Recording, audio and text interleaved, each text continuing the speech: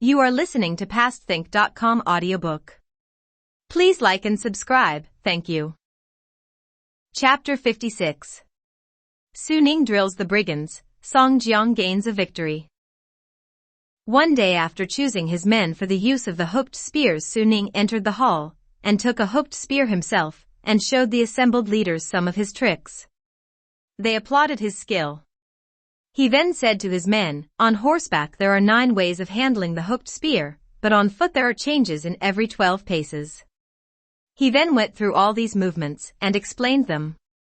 The leaders were much pleased at the exhibition, and arrangements were made for a special company to be drilled in these methods from early morning till night. Within a fortnight there were fully 500 men who could use the hooked spear. During this time General Huyenjue marched his men daily to the banks of the lake without meeting any opposition.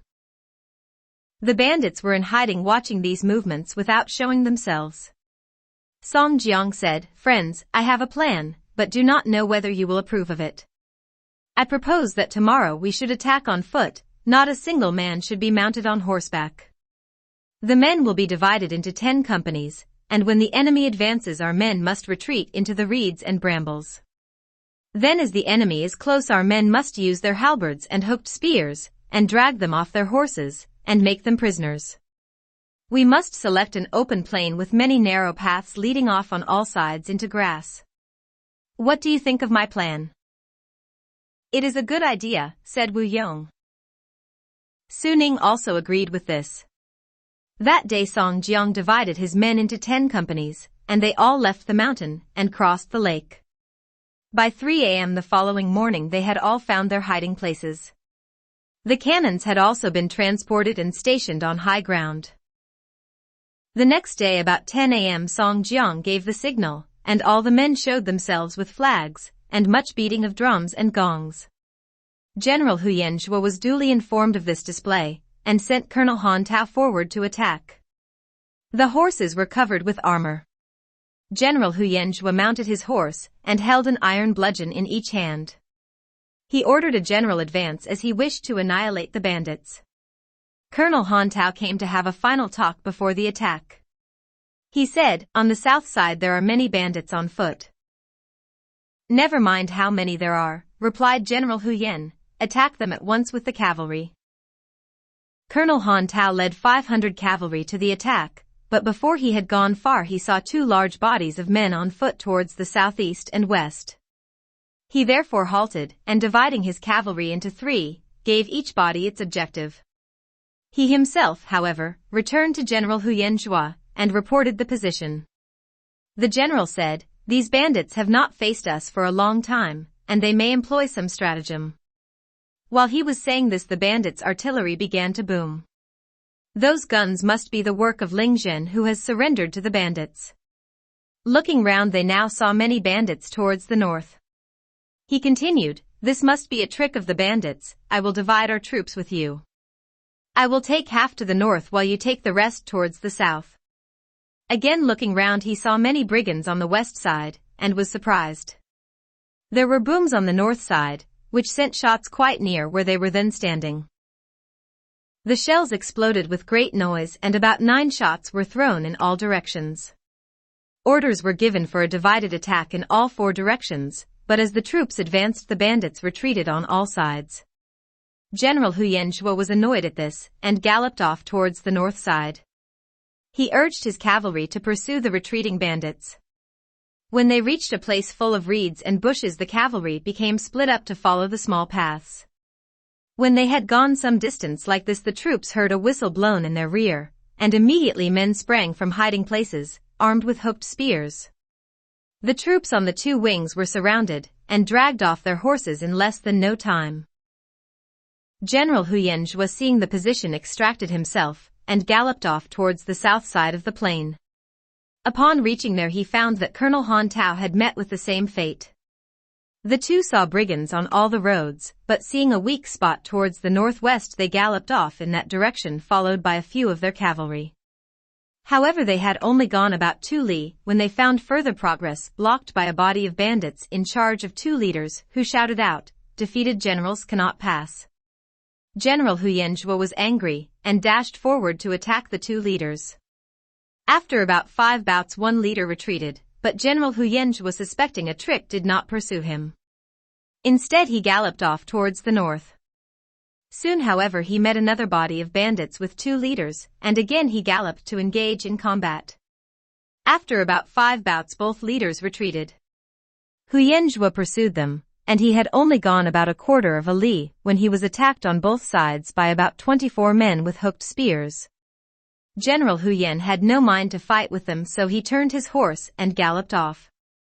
He, however, found that Wang Ying and Hu Sanniang now blocked the road he had come. He saw that on either hand were many brambles, so that there was no way of escape. He therefore urged the horse forward and whirled aloft his 2 iron bludgeons. He dashed past the 2 leaders who followed him. General Huyenge was now looking out for some of his men, but could not see a single one.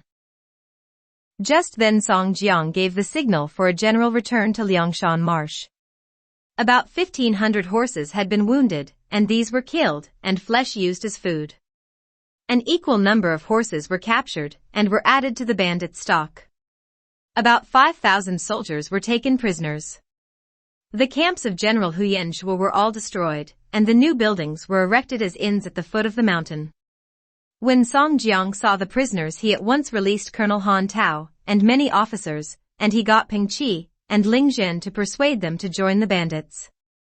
Colonel Han Tao agreed to this, as he was destined to be one of the 72 leaders at Liangshan Marsh. General Huyenge had escaped, but having lost all his men he was very despondent as he rode by himself. He realized that he could not return to the capital. He thought, I never expected to be in such an awful predicament. Where can I go now? The only place is Qingzhou, where my old friend Prefect Murong may assist me. He may arrange the matter with the government, and then I may be able to find means of getting my revenge for this defeat. He traveled in that direction for 2 days, and then in the evening he came to an inn by the roadside. He was both hungry and thirsty, so he tied up his horse and entered the inn. He sat down, placed his whip on the table, and ordered food. The waiter said that they had only wine, but if Huyenge would give him the money, he would go into the village and buy some meat and food. Huyenge did so, and asked him to buy some mutton. He also asked him to give his horse some fodder. He would stay there for the night, and go to Qingzhou in the morning. Sir, we have no beds here either, replied the waiter. That does not matter, as I am an old soldier, and can sleep anywhere, said Huyenge. The waiter went to buy the food, and Huyenge went to look after his horse. He then sat down outside the inn waiting for the waiter to return. Soon the waiter came, and Huyenge sat down for his evening meal. He told the waiter who he was, and said that he would depart for Qingzhou Prefecture the following day. Sir, I will tell you something. Not far from here is Taohua Mountain, where there are some bandits named Li Zhong, nicknamed Tiger Fighting General, and his company. There are about 500 men in that band, and they are always raiding the surrounding villages. In fact, they come here often, so that tonight you must be wary. That will not upset me, said Huyenge. I should not be afraid even if all of them came. You just take care of my horse. As Huyenge had now finished his supper, the waiter prepared a temporary bed for him. That day he had been very melancholy, and in addition he had drunk rather a lot of wine, so that he lay down to sleep without taking off his clothing. About 4 a.m. he was awakened, and heard the waiter complaining at the back of the inn. He jumped up, and taking his 2 whips he went to the door, and called out, Why are you complaining like that? I came out to feed your horse, replied the waiter, and saw that a part of the fence had been broken down. I found that your horse had been taken away. I saw a torchlight about a li away, and it must have been the man stealing your horse. What place is in that direction? The waiter said it was Taohua Mountain, and Huyenge insisted upon his going with him to find the road. After they had gone a li, the light in front vanished. This is a great disaster to me, said Huyenge, as that horse was presented to me by the emperor himself. Sir, we cannot do anything further tonight, so we must go back. Tomorrow you can go on to Qingzhou Prefecture, and there get soldiers to recapture the horse for you." So they returned to the inn, but Huyenjua could not sleep. Early the next morning he asked the waiter to accompany him and carry his armor. They both set out for Qingzhou Prefecture, where they reached after dusk. Early the next morning General Huyenjua went to the yamen of the prefect Murong, who was surprised to see him, and said, "I have heard that you went to attack the bandits at Liangshan Marsh. How is it that you come here?" General Huyenjua told the prefect what had happened, and the latter said, "It was evidently not your fault that your army was defeated and destroyed, but was due to the vile strategy of the bandits. In this district there are many bandits. I want to use you against the brigands at Taohua Mountain, and there you can recover your horse as well. After that I shall ask you to clear the bandits from the Lianglong Mountain, and also the Baihu Mountain. Then if successful I will report the whole matter to the emperor, and re-establish your command in the army, then you can take your revenge on the bandits at Liangshan Marsh. What do you say to my proposal?" "I am deeply grateful for your excellency's kind consideration, and shall be much pleased to undertake the task," replied General Huyenjua. "I will pledge my life to repay you." The prefect gave him a room in his quarters and supplied food and clothing. The waiter returned to the inn. After about 3 days General Huyenjua got 3,000 troops from Prefect Murong, and advanced upon Taohua Mountain. The bandits at Taohua Mountain were delighted at having captured a general's horse, and they celebrated the event with several days feasting. One day a bandit scout reported that a great many soldiers were approaching. The second leader in command Zhou Tong offered to meet the army, and he took about 100 men, and went down the mountain to meet the opposing army. General Huyenjua, upon seeing the bandits, halted his soldiers and rode forward. He called out to the brigands, "Robbers, be quick to surrender." Upon hearing this challenge Zhou Tong arranged his men, and then riding forward engaged General Huyenjua in conflict. After about 7 bouts, however, Zhou Tong realized his own weakness, and retreated, giving his men orders to retire to the stronghold on the mountain. General Huyenjua, seeing the bandits retiring, remembered his previous experience, and he ordered his army to stop pursuit. Upon seeing Li Zhong, Zhou Tong explained what had happened, and asked what must be done if the soldiers advanced upon the stronghold. Li Zhong said, "We must get assistance from Lu De, Yang Ji, and Wu Song, who are famous heroes at the Lianglong Mountain. I will write a letter at once, and send it by messenger. I will tell them that we will compensate them for any losses, and amply reward them for a success." "I know there are many heroes there," said Zhou Tong, "but I am afraid that the leader Lu De has an old grudge against us." Li Zhong laughed at this. "Lu De is a very straightforward man, and he may not treat us like that. I think that he will come and assist us when the position is fully explained by our messenger." He wrote the letter forthwith, and sent 2 men with it. The letter reached the Lianglong Mountain within 2 days, and the leaders had a conference at the headquarters. The messenger explained that General Huyenjua had been defeated at Liangshan Marsh, and was now endeavoring to retrieve his fortunes by attacking Taohua Mountain and other brigands' strongholds. After listening to the full statement, Yang Ji spoke, "We are independent, and each protects his own stronghold. But it is true that if Huyenjua destroys the Taohua Mountain stronghold, it will be our turn next. We should therefore go with all our men, and fight together in this common cause."